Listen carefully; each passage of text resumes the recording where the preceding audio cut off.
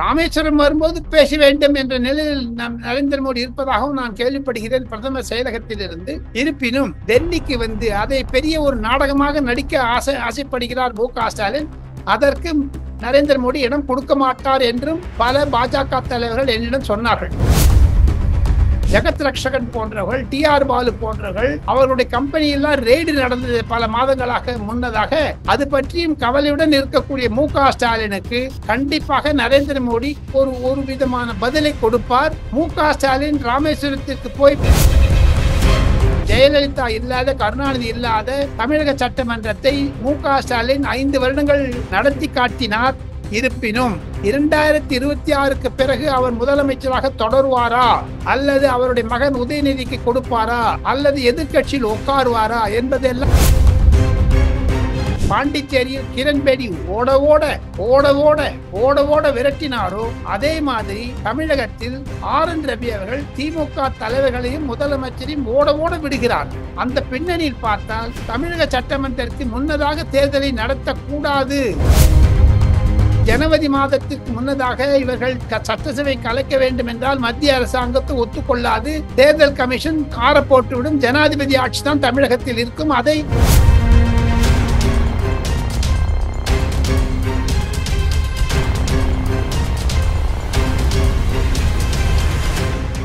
Real one voice நண்பர்கள் நேயர்களுக்கு வணக்கம். தொடர்ச்சியாக பல்வேறு முக்கியமான தகவல்களை நம்முடைய வாசகர்களுடன் பகிர்ந்து வரும் மூத்த பத்திரிகையாளர் டெல்லி ராஜகோபாலன் சார் அவர்கள் நம்முடைய இருக்கிறார். வணக்கம் சார். நமஸ்காரம் பா. நமஸ்காரம் சிவா. நமஸ்காரம்.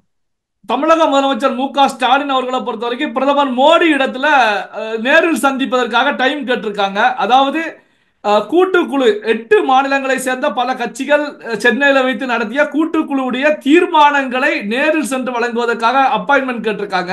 இதை எப்படி சார் பாக்குறீங்க? அப்பாயின்மெண்ட் கொடுப்பார், நிச்சயம் பிரைம் மினிஸ்டர் கொடுப்பார், கொடுக்காது இருக்க மாட்டாரு. அதையும் தவிர அவர்கள் ராமேஸ்வரம் வரும்போது பேச வேண்டும் என்ற நிலையில் நரேந்திர மோடி இருப்பதாகவும் நான் கேள்விப்படுகிறேன் பிரதமர் செயலகத்தில் இருந்து. இருப்பினும் டெல்லிக்கு வந்து அதை பெரிய ஒரு நாடகமாக நடிக்க ஆசைப்படுகிறார் மு.க. ஸ்டாலின். அதற்கு நரேந்திர மோடி இடம் கொடுக்க மாட்டார் என்றும் பல பாஜக தலைவர்கள் என்னிடம் சொன்னார்கள்.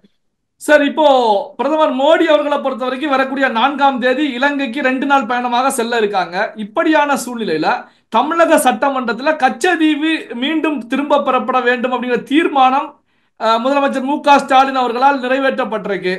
சோ இதன் பின்னணி என்ன சார்? இலங்கையில பிரதமர் இருக்கும்போது இங்க தமிழக சட்டமன்றத்தில் தீர்மானம், கச்சதீவு தீர்மானம், எப்படி சார் பாக்குறீங்க? மத்திய அரசாங்கம் ஏற்கனவே பிரதமர் நரேந்திர மோடி பாராளுமன்றத்தில் தெரிவித்து விட்டார். மு.க. ஸ்டாலினுடைய தகப்பனார் மு. கருணாநிதி ஐயா அவர்கள் இந்திரா காந்தியிடம் தாரை வார்த்து கொடுத்தார். அதற்கு உதவியாக இருந்தது திமுக என்பது. அந்த அவப்பெயரை எடுத்துக் கொள்வதற்காகத்தான் ஒருவேளை மு.க. ஸ்டாலின் தீர்மானத்தை நிறைவேற்றி இருக்கிறாரோ தெரியவில்லை. இந்த அக்கறை எங்க தமிழ்நாடு எம்பிக்கள் நாடாளுமன்றத்தில் எழுப்பவில்லை? 39 எம்பிக்கள் என்ன செய்தார்கள்? இன்னைக்கு முழிச்சுக்கிறார கனவு கண்டு மு.க. ஸ்டாலின் 39 எம்பிக்கு என்ன சொன்னாரு? திமுக தான் காரணம் என்று நரேந்திர மோடி பழி சொல்லும் பொழுது திமுக எம்பிக்கள் வாக் அவுட் செய்தாங்க. இப்போது நரேந்திர மோடிக்கு கடிதம் எழுதுகிறார். தமிழக சட்டமன்றத்தில் தீர்மானம் இயக்குகிறார்கள். தமிழக சட்டமன்ற தீர்மானங்கள் 4-5 முக்கியமானது. நீட்டை பத்தி எழுதினாங்க தீர்மானம். வக்கு போர்டை பத்தி பண்ணாங்க. என்னாச்சு? வக்கு போர்டை பத்தி நீங்க எழுதியிருக்காரு. ஆக மொத்தம் தமிழகத்தில் நரேந்திர மோடிக்கு எதிராக அணுகக்கூடிய செயல்களை எல்லாம் மு.க. ஸ்டாலின் செய்கிறார். அவர் ராகுல் காந்தியுடன் தான் போட்டி போட்டுக் கொண்டு செய்கிறாரே தவிர தமிழகத்தினுடைய நலனுக்கு இல்லை என்பதைத்தான் பாரதிய ஜனதா கட்சி தலைவர்கள் என்னிடம் தெரிவிக்கிறார்கள். சிவா, இலங்கை பயணத்தை முடிச்சிட்டு பிரதமர் மோடி அவர்கள் தமிழகம் வர்றாங்க. அதாவது தேர்தலில் வெற்றி பெற்ற பிறகு முதன்முறையாக பிரதமர் மோடி அவர்களுடைய பயணம் தமிழகத்துக்கு அமைய இருக்கிறது. ஏற்கனவே தமிழக அரசியல் களத்தை பொறுத்த வரைக்கும் கொதிக்கக்கூடிய எண்ணெயில் போட்ட கடுகு போல பொரிந்து தள்ளிக்கிட்டே இருக்கு. ஏன்னா 2026 சட்டமன்ற தேர்தலுக்கான வேலைகள்ல எல்லா கட்சிகளும் தீவிரமா இருந்துட்டு இருக்காங்க. இப்படியான சூழ்நிலையில பிரதமர் மோடி அவர்களுடைய தமிழக வருகை எப்படி சார் இருக்கும்? கண்டிப்பாக நரேந்திர மோடி அவர்கள் இதை சுலபமாகத்தான் எடுத்துக்கொள்வார். காரணம், அம்மையார் இல்லாத, ஐயா கருணாநிதி இல்லாத, ஜெயலலிதா இல்லாத, கருணாநிதி இல்லாத தமிழக சட்டமன்றத்தை மு.க. ஸ்டாலின் 5 வருடங்கள் நடத்தி காட்டினார். இருப்பினும் 2026க்கு பிறகு அவர் முதலமைச்சராக தொடருவாரா அல்லது அவருடைய மகன் உதயநிதிக்கு கொடுப்பாரா அல்லது எதிர்க்கட்சியில் உட்காருவாரா என்பதெல்லாம் பொதுமக்கள் பின்னணியில் திமுகவிற்கு எதிராக இருக்கிறார்கள் என்பது நரேந்திர மோடிக்கு கண்டிப்பாக தெரியும். காரணம் சாராய ஊழல், போதைப் பொருள்கள் மற்றும் கலால் வரிகள். அதையும் தவிர கேட்க வேண்டாம், ஜெகத் ரக்ஷகன் போன்றவர்கள், TR பாலு போன்றவர்கள், அவர்களுடைய கம்பெனியெல்லாம் ரெய்டு நடந்தது பல மாதங்களாக முன்னதாக. அது பற்றியும் கவலையுடன் இருக்கக்கூடிய மு.க.ஸ்டாலினுக்கு கண்டிப்பாக நரேந்திர மோடி ஒரு விதமான பதிலை கொடுப்பார். மு.க.ஸ்டாலின் ராமேஸ்வரத்திற்கு போய் பிரதமரை வரவேற்பாரா இல்லையா என்பது ஒரு கேள்விக்குறியாக இருக்கிறது டெல்லியில். சிவா சார், இப்படி பிரதமர் மோடி அவர்களுடைய வருகையில முக்கிய அரசியல் தலைவர்கள் மோடி அவர்களை ரகசியமாக சந்திப்பதற்கான வாய்ப்புகள் இருக்கிறதா? அதாவது EPS OPS ஒரு சேர சந்திக்க போறாங்க அப்படிங்கிற செய்திகள் கூட வெளியாயிட்டு இருக்கு. வாய்ப்புகள் இருக்கிறதா சார்? அமித்ஷா செய்து முடித்த பிறகுதான் நரேந்திர மோடி நேரடி பார்வைக்கு வருவாரே தவிர அமித்ஷாவைக்கு மீறிக்கொண்டு நரேந்திர மோடி அவர்கள் EPS-ஐயோ OPS-ஐயோ ஒன்றாக சந்திப்பார் என்று எனக்கு அந்த புரிதல் இல்லை. சிவா சார், இப்போ கரண்டா ஒரு செய்தி ஒன்று வந்துட்டு இருக்கு சார். அதாவது பாத்தீங்கன்னா திமுகவை பொறுத்த வரைக்கும் 2026 சட்டமன்ற தேர்தலுக்கான வேலைகளை அடிமட்டத்தில் கிரவுண்ட் லெவல்ல பெரிய அளவுல செய்துட்டாங்க கடந்த ஓராண்டு காலமாக. இப்படியான ஒரு சூழ்நிலையில் தான் 2026ஆம் ஆண்டு தேர்தலை சந்திப்பதற்கு ஸ்டாலின் அவர்களுக்கு ஜாதகத்துல ஒரு சரியான நிலை இல்லை. இந்த அடிப்படையில் தான் 2025ஆம் ஆண்டிலேயே CM பதவியை ரிசைன் பண்ணிட்டு தேர்தலை சந்திக்கலாம் அப்படின்னு சொல்லி ஆலோசித்திருப்பதாக ஒரு செய்தி வெளியாயிட்டு இருக்கு. அதற்கான வாய்ப்புகள் இருக்கிறதா சார்? 2025 மத்திய அரசு ஒத்துக்கொள்ளாது. காரணம், தமிழகத்தை இன்னும் 6 மாதங்கள் தான் இருக்கின்றன. ஜனவரி மாதத்திற்கு முன்னதாக இவர்கள் சட்டசபை கலைக்க வேண்டும் என்றால் மத்திய அரசாங்கத்தை ஒத்துக்கொள்ளாது. தேர்தல் கமிஷன் கார போட்டுவிடும். ஜனாதிபதி ஆட்சி தான் தமிழகத்தில் இருக்கும். அதை மு.க.ஸ்டாலின் விரும்ப மாட்டார் என்பதுதான் என்னுடைய கருத்து. ஏன்னா ஆளுநர் RN ரவி அவர்கள் பல விதத்தில் இன்னர்களை கொடுத்து கொண்டிருக்கிறார் திமுகவிற்கு. எப்படி நாராயணசுவாமியை பாண்டிச்சேரியில் கிரண்பேடி ஓட ஓட ஓட ஓட ஓட ஓட விரட்டினாரோ அதே மாதிரி தமிழகத்தில் RN ரவி அவர்கள் திமுக தலைவர்களையும் முதலமைச்சரையும் ஓட ஓட விடுகிறார். அந்த பின்னணியில் பார்த்தால் தமிழக சட்டமன்றத்திற்கு முன்னதாக தேர்தலை நடத்தக்கூடாது என்ற ஒரு அறிவுரையும் திமுக தலைவர்களுக்கு சில எம்பிக்கள் கொடுத்திருப்பதாகவும் நான் கேள்விப்படுகிறேன். சட்டசபை தேர்தல் முன்னதாக முன்கூட்டி வர வாய்ப்பு இல்லை என்பதுதான் டெல்லியில் வரக்கூடிய செய்திகள். சிவா சார், தற்போதைய சமயத்துல திமுக MP R. ராசா ஒரு சர்ச்சைக்குரிய கருத்து ஒண்ணு தெரிவிச்சிருக்காங்க. அதாவது என்ன அப்படின்னா, திமுக கரை வேட்டி கட்டக்கூடிய நிர்வாகிகள் தொண்டர்களை பொறுத்த வரைக்கும் நெத்தியில பொட்டு வைப்பது, கையில கயிறு கட்டுவது போன்ற நிகழ்வை பார்க்கும்போது யார் சங்கி யார் திமுக காரணம் அப்படிங்கிறத கண்டுபிடிக்க முடியல. அதனால திமுக கரை வேட்டி கட்டக்கூடியவர்கள் இனி பொட்டு வைக்க கூடாது, கையில கயிறு கட்டக்கூடாது அப்படின்னு சொல்லி ஒரு கருத்தை பதிவு பண்ணிருக்காங்க. இது பெரிய ஒரு சர்ச்சையை பரபரப்பை ஏற்படுத்தி இருக்கு. இதை எப்படி சார் பாக்குறீங்க? திமுக கட்சியில சொல்லலாம். ஆனா அவருடைய துணைவியார் இருந்த பொழுது அவருடைய துணைவியார் பூஜை செஞ்சாங்க. பூஜை அந்த அம்மா கேன்சர்ல இருந்தது, எனக்கு நல்லா தெரியும். நான் நிறைய சாப்பாடு சாப்பிட்டிருக்கேன் அந்த அம்மா புவனேஸ்வரி மூலமாக, திருப்புர சுந்தரி அம்மா மூலமாக. அவர்கள் அதன் மூலமாக மூட நம்பிக்கையை ராஜா வளர்க்கவில்லை. அவர் ஒரு தன்னை சுயமரியாதைக்காரர் என்று சொல்லி கொண்டாலும் அவர் மீது விபூதி இட்டுக் கொள்ளாமல் இருந்தால் சரி.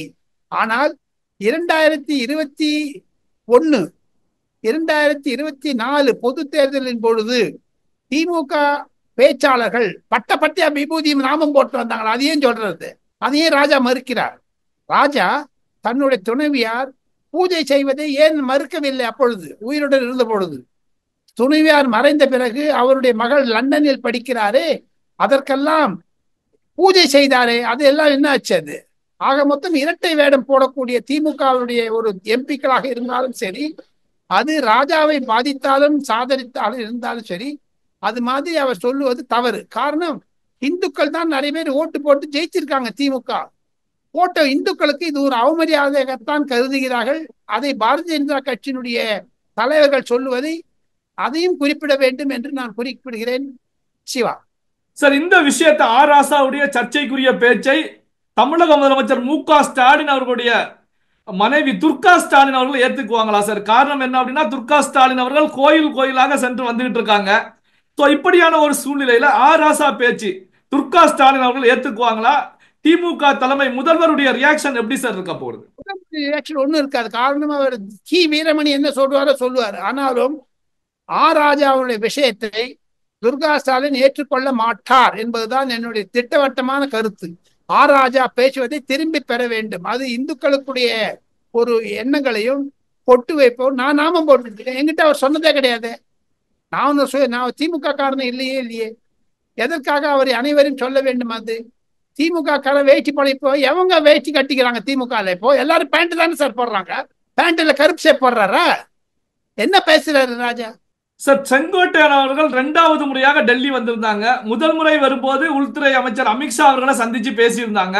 2வது முறை வந்து யாரை சந்திச்சாங்க அப்படின்னே தெரியல. ஒரு ரகசியமாகவே இருக்கிறது.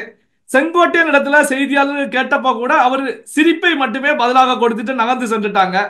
டெல்லியில நடந்தது என்ன சார்? யாரை சந்திச்சிருப்பாங்க சார் செங்கோட்டையன் அவர்கள்? டெல்லியில் நடந்ததை பற்றி ஒரு புகைப்பட ஆதாரம் ஒன்றும் கிடையாது. அவர்கள் உதாரணத்திற்கு சொல்ல வேண்டும் என்றால், அமித்ஷாவை நேரில் சந்திக்க வேண்டும் என்றால் 5 அல்லது 6 பாதுகாப்பு காவலர்களுடைய அனுமதி பெற்றுத்தான் உள்ளே நுழைய முடியும். சாதாரணமாக நுழைந்து விட முடியாது. எம்எல்ஏவாக இருந்தாலும் சரி, மத்திய அமைச்சராக இருந்தாலும் சரி, அவருடைய பெயர் ஒயர்லெஸ்ல சொல்லுவாங்க. இந்த மாதிரி செங்கோட்டையன் வராருன்னு அது 10 இடத்துக்கு போகும். இந்தியில சொன்னா கூட 10 இடத்துல ஏதிப்பாங்க. எந்த இடத்துலையும் குறிப்பு இல்லையே அதுல. நயினார் நாகேந்திரன் +1 என்று சொல்லி கொண்டு போனார் என்று சொன்னாலும் கூட அவர் எந்த பாஷையில் அமித்ஷாவுடன் பேசியிருப்பார்? யார் மொழிபெயர்த்து இருப்பார்கள்? இதெல்லாம் ஒரு பிரச்சனையாக இருக்கிறது.